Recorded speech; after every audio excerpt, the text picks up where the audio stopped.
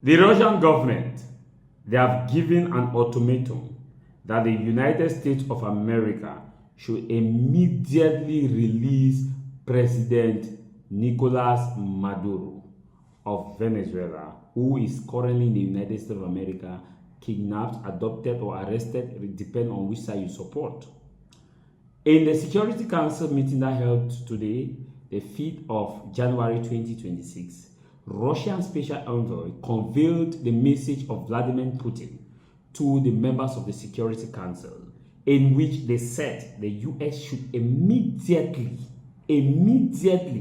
release Venezuela's president, or else there will be consequences. He added that the United States of America has no right to arrest a sitting president from a different nation, regardless of what they think the president may have done. That American pretext on going for drugs is a pretext which has not been proven. That America is going to Venezuela because of oil, and destabilizing Venezuela is what Russia cannot take. The question we should be asking is, what will Russia do? Will Russia also go and arrest another American ally? So that should be 1-1. Arrest my ally, I arrest your ally. One for you, one for me. We are good.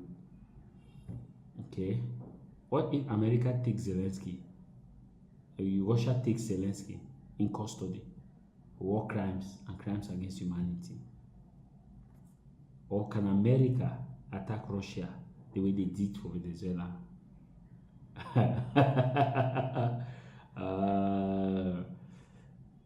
China has added their own voice, also giving an ultimatum that the US should immediately deport Venezuela's president, send him back to Venezuela, or else.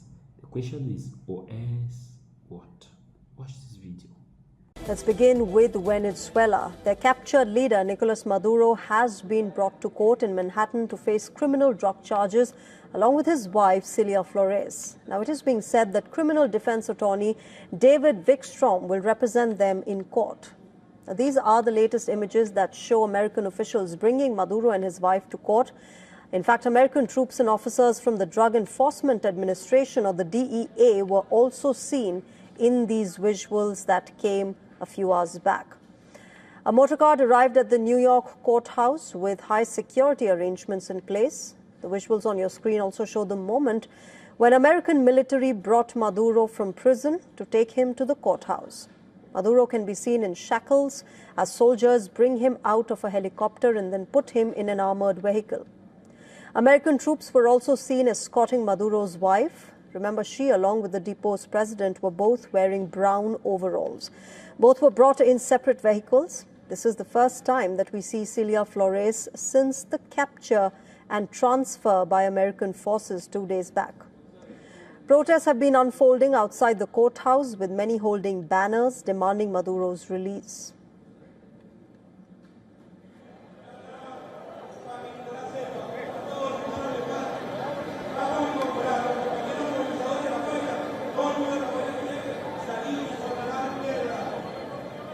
Thousands of miles away in Venezuela's capital, Caracas, citizens are gathering to witness the inauguration of a new legislative year, as Delcy Rodriguez is recognized as Venezuela's interim president.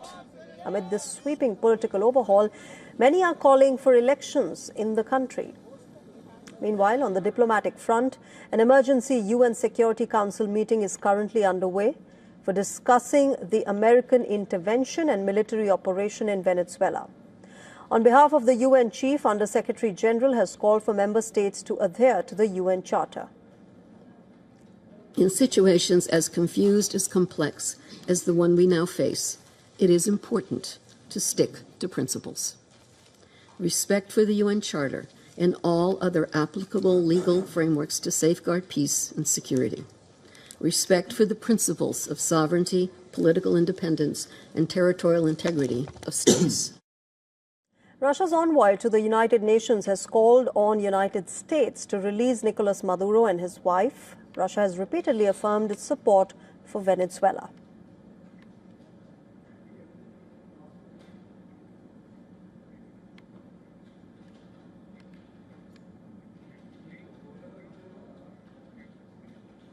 Let me go across to Susan Tehrani. She has been tracking these court proceedings in New York. She's joining us live at the moment. Susan, where is Maduro and his wife? Where have they been kept at the moment? Has the hearing begun?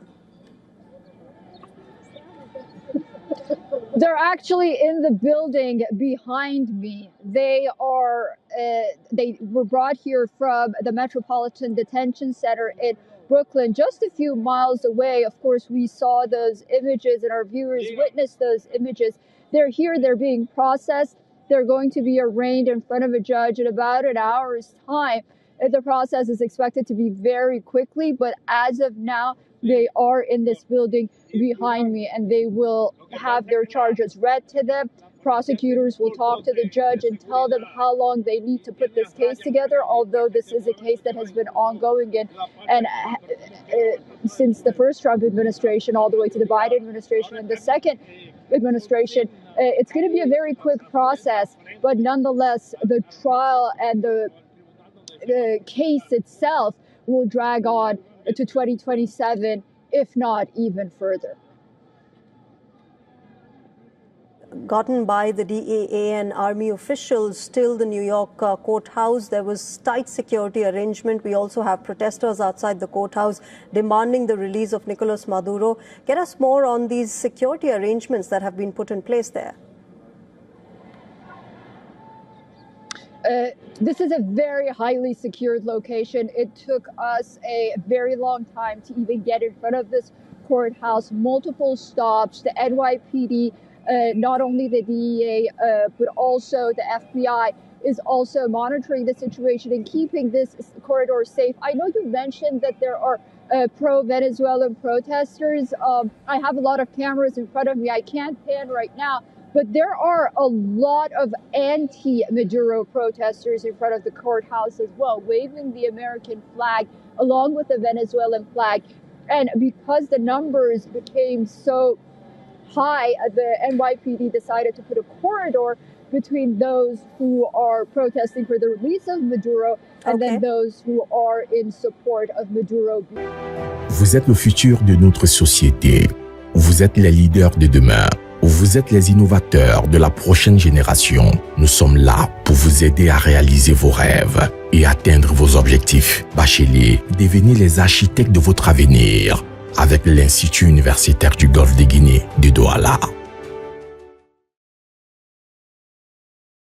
Since 1993, the University Institute of the Gulf of Guinea, it is 3 higher schools, ESG, ISTA, ISA,